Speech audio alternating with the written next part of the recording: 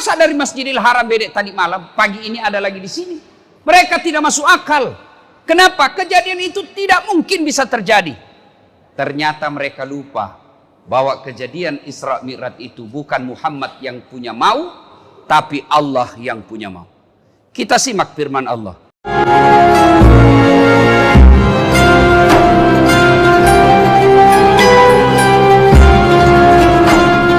Ma'asyiral muslimin, sidang jamaah sholat Jumat yang insya Allah dimuliakan dan dirahmati oleh Allah Subhanahu wa Ta'ala. Kurang lebih 1400 tahun yang lalu terjadilah suatu peristiwa yang sangat spektakuler, yang insya Allah kejadian ini hanya sekali sepanjang perjalanan dunia ini. Apa gerangan peristiwa spektakuler tersebut? Tak lain adalah diperjalankan seorang manusia dari Masjidil Haram di Mekah ke Masjidil Aqsa di Palestina, lalu naik langit pertama sampai langit ketujuh, menuju ke Sidratil Muntaha, berdialog dengan Allah. Setelah segalanya selesai, kembali lagi ke permukaan bumi. Kedengarannya biasa saja. Lalu kenapa dia spektakuler? Karena perjalanannya sangat jauh, sementara waktu yang diperlukan sangat ringkas. Masjidil Haram di Mekah ke Masjidil Aqsa di Palestina, saat itu perjalanan paling cepat pakai kendaraan kuda. Dan berapa lama waktu yang dibutuhkan Makkah Palestina saat itu pakai kuda? 1 bulan, PP 2 bulan. Sementara Nabi menceritakan kejadian Isra Mi'raj ini berangkat bukan 1 malam. Ayat mengatakan lailam, sebagian malam saja. Yang namanya 1 malam dari maghrib sampai subuh. Tapi ini Allah menjelaskan lailam, sebagian malam saja. Dek nagenak siweni, tidak cukup 1 malam. Maka mereka tidak percaya. Bahkan Abu Jahal bilang, gila ini Muhammad. Masa dari Masjidil Haram bedek tadi malam, pagi ini ada lagi di sini? Mereka tidak masuk akal. Kenapa? Kejadian itu tidak mungkin bisa terjadi. Ternyata mereka lupa bahwa kejadian Isra Mi'raj itu bukan Muhammad yang punya mau, tapi Allah yang punya mau. Kita simak firman Allah. Bismillahirrahmanirrahim. Subhanalladzi asra bi 'abdihi lailam minal masjidil haram ilal masjidil aqsa alladzi barakna haula linuriyahu min ayatina ila akhiril ayat. Kurang lebih terjemahan ayat ini. Maha suci Allah yang telah memperjalankan hambanya. Apa yang dimaksud memperjalankan? Berarti Allah yang aktif, Nabi Muhammad terima beres. Kalau Allah yang berkehendak, tidak ada yang mustahil. Terima beres. Sama saja saya kasih contoh sederhana. Saya diundang ceramah ke Batu Licin. Saya berangkat jam 8 pagi dari Makassar. Tanpa sepengetahuan saya, ternyata ada semut ikut di kantongku. Jam 8 saya pergi, tiba jam 9, khotbah jam 12, santap siang jam 1, jam 2 balik ke Makassar, jam 3 sebelum jam 4 saya sudah tiba di Makassar. Ternyata semut ini keluar dari kantong dan cerita kepada temannya semut. Saudara-saudara sekalian bangsa semut, baru saja saya pulang dari Batu Licin. Saya bilang semut yang lain, jam berapa kau pergi? Dia bilang tadi pagi, jam 8. Ada mah kau lagi siang di sini? Dia bilang, buktinya kau lihat matok ada di depanmu. Kata semut yang lain, tidak masuk di akal. Kau baru keluar saja dari rumah, dienjak kau mobil, mati kau, nalepo kau oto. Kata semut, betul yang kau bilang. Kalau saya jalan, ini bukan saya jalan. Saya numpang di kantongnya Ustadz Das'ad, dari rumahnya ke bandara naik mobil, dari bandara ke Batu Licin pesawat, pulang juga begitu. Betul saya tidak pernah tinggalkan kantongnya, tapi betul juga saya datang Batu Licin. Tidak masuk di akal. Semut bisa PP Batu Licin beberapa saat saja.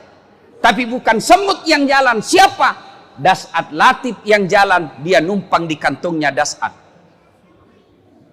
Begitu mestinya kita memaknai kejadian Isra Mi'raj. Bukan Nabi yang jalan, tapi diperjalankan oleh Allah Subhanahu wa Ta'ala.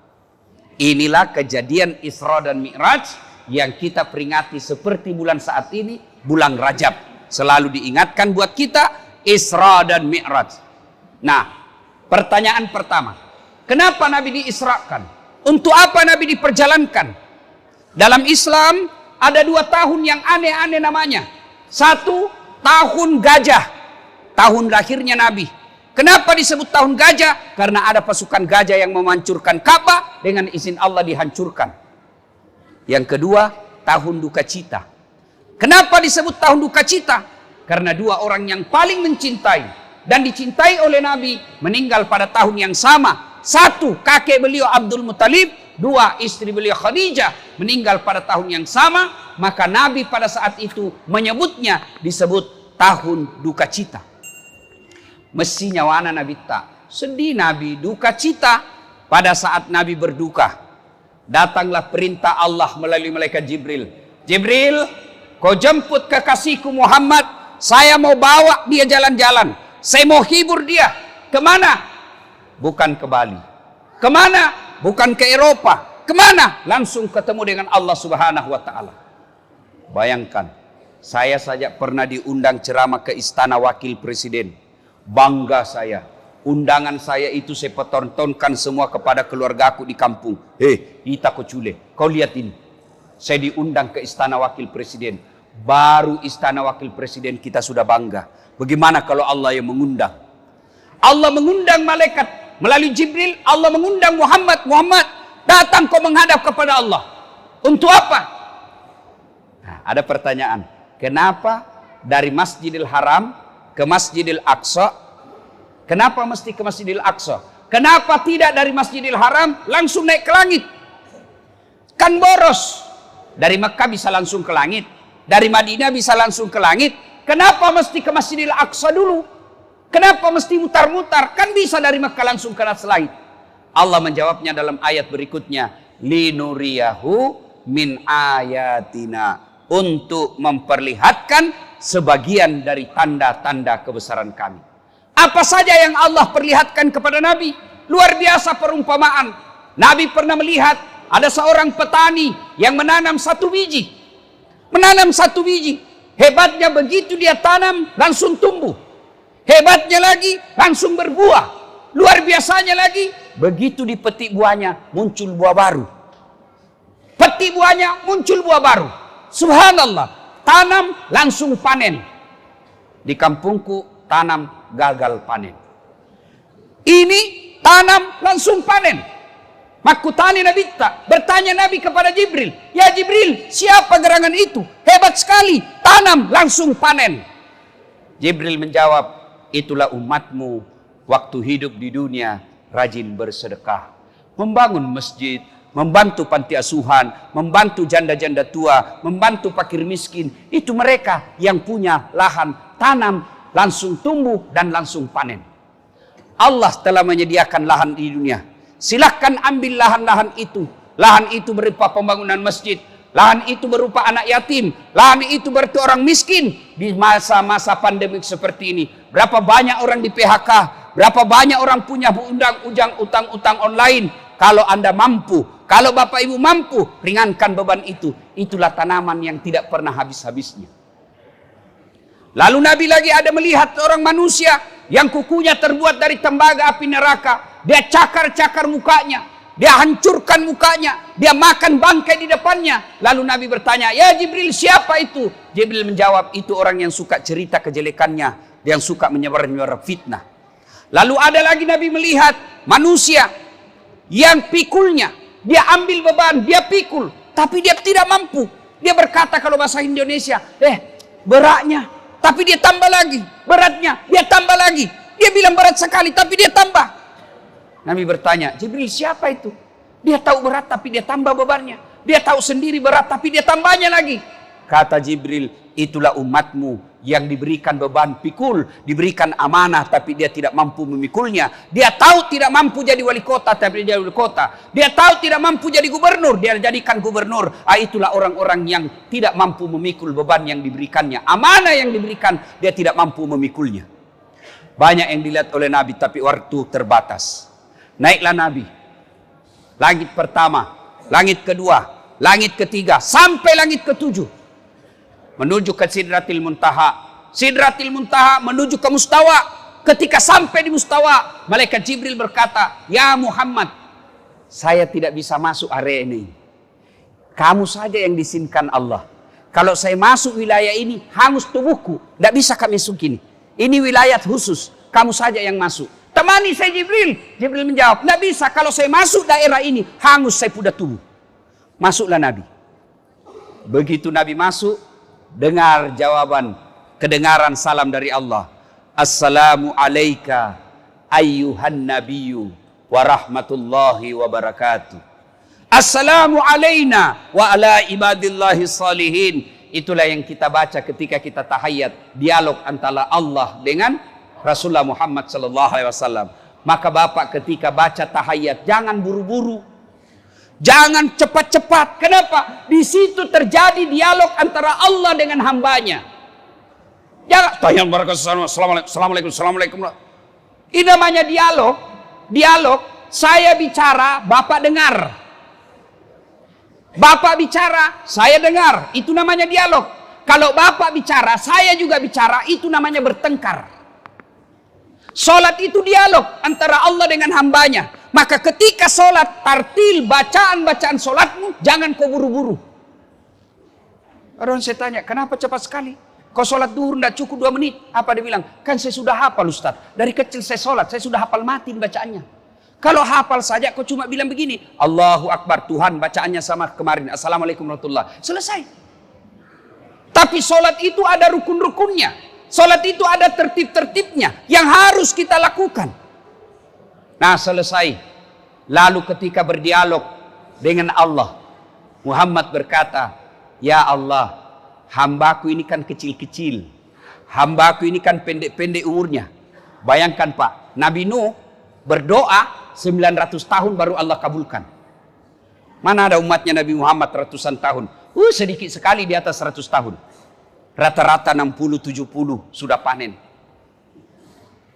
Maka Nabi berkata, "Ya Allah, umatku ini pendek umurnya, kecil-kecil pula. Kasih kami keistimewaan." Allah berfirman, "Muhammad, saya kasih kau amal yang tidak pernah kuberikan sebelummu, yang tidak pernah kukasih sebelummu. Inilah solat 50 kali sehari semalam." Turun Nabi. Langit pertama tidak ada masalah. Di langit kemudian ketemu dengan Nabi Musa. Dan Nabi Musa berkata, "Muhammad, apa oleh-oleh untuk umatmu dari Allah?" "Alhamdulillah, Allah kasih saya solat 50 kali sehari semalam." Malaikat Nabi Musa berkata, "Berapa Muhammad?" 50. Tidak salah. Umatku saja besar-besar kuat-kuat. Tidak mampu itu kalau 50. Kau naik lagi minta keringanan. Nabi naik, dikurangi 5. Turun, kata Nabi Musa, "Masih banyak." Naik lagi, dikurangi 5. Masih banyak, naik lagi. Mondar-mandir. Setiap kali naik dikurangi 5, terakhir tinggal 5. Nabi Musa berkata, "Masih banyak bos." Kalau bahasa kita, masih banyak itu.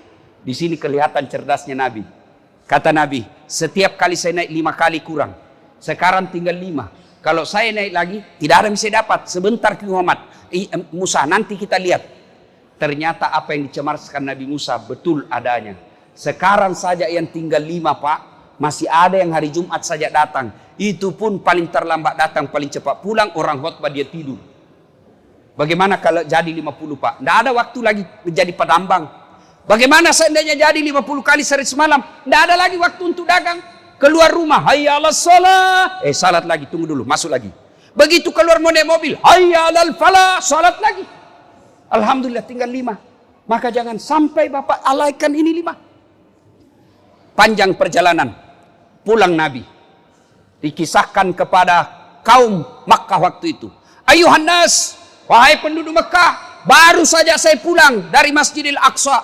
Wah, tidak ada yang percaya. Bahkan Abu Jahal pidato, "Saudara-saudara sekalian bangsa Arab, inikah Muhammad yang kau percaya sebagai Nabi? Ternyata dia orang bohong, sudah gila. Katanya dia dari Masjidil Aqsa tadi malam, hari ini sudah ada di Makkah. Tidak masuk di akal." Begitu juga kita. Diceritakan tentang sholat. Masih ada yang berkata, "Tidak usah." Saudaraku, hikmah terpenting dari cerita ini. Nabi ada masalah. Meninggal istri beliau. Sampai beliau berduka. Allah tidak kasih perintah puasa. Allah tidak kasih perintah haji. Allah tidak perintah zakat. Tapi Allah perintahkan apa? Masam pajakku, solat kau. Ada masalahmu, berduka, lagi sedih, ada masalah, Allah sampaikan, ista'inu bisabri wassalah, sabar. Jadi bapak-bapak, kenapa usaha saya selalu susah? Kenapa saya sudah 20 tahun merantau ke Batu Licin, kerja tapi sampai sekarang tidak bisa selesai urusan saya, tidak bisa bayar utang, rumah tidak bisa, masih kontra-kontra sampai sekarang. Tidak usah cari kambing hitam, koreksi bagaimana sholatmu. Kalau sholat baik, insya Allah kecil buat Allah. Buktinya, tidak masuk akal perjalanan Masjidil Haram ke Masjidil Aqsa, naik ke langit, tidak masuk akal, bisa terjadi dalam waktu beberapa saat saja. Tapi kalau Allah yang terjadi, kecil. Bagaimana caranya Ustadz? Kita ini hanya pegawai-pegawai, mana bisa naik haji? Itu menurutmu. Tapi menurut Allah ada cara lain, Allah kasih. Bagaimana caranya? Jangan pikir bagaimana caranya. Allah yang pikirkan caranya. Allah cuma minta dekati saya. Bagaimana cara dekati Allah? Salah satu yang paling baik, tunaikan sholatmu dengan baik. Orang kaya dekati Allah dengan sedekah. Orang miskin dekati Allah dengan bersabar. Pejabat dekati Allah dengan jabatannya. Silahkan dekati Allah dengan caramu masing-masing. Dan itu lakukan dengan istiqamah, teguh pendirian dan tidak pernah putus-putus. Sidang Jumat yang saya muliakan. Kisah Isra Mi'raj terlalu populer di antara kita. Bahkan tiap tahun kita dengar. Tapi semua itu tidak ada guna kalau pulang nanti tetap mengabaikan sholat. Makna terpenting, mari sholat. Kalau sholat kita tidak ada, bahasanya kalau di Makassar, Dasaat, ini puasamu. 40 tahun tidak pernah lepas. Ini hajimu 2 kali, umroh 4 kali. Ini kau bangun masjid, ini sedekahmu, ini silaturahmimu. Mana kuncinya? Mana kuncinya? Apa kuncinya? As-salatu miftaul jannah. Salat itu kuncinya surga. Tidak ada kuncinya, tidak ada semua amalmu. Maka semua amal-amal dihapus. Semua ibadah-ibadah kebaikan hapus. Kenapa? Tidak ada passwordnya untuk masuk mengambilnya. Mudah-mudahan selesai khutbah Jumat ini, mari kita koreksi salat kita masing-masing. Yang sudah baik salatnya jangan puas sampai di situ. Tingkatkan dengan salat-salat sunnah. Yang sudah baik salat-salat sunnahnya jangan cukup sampai di situ. Hidupkan salat jamaah. Kalau tidak bisa 5 waktu, adalah salat jamaah kita sekali 2 kali. Kalau tidak bisa di masjid, jamaah dengan teman perjalanan kita. Semoga ada manfaat, lebih dan kurangnya mohon dimaafkan. Barakallahu li wa lakum wa izaisil mu'minin. Innahu huwal ghafurur rahim.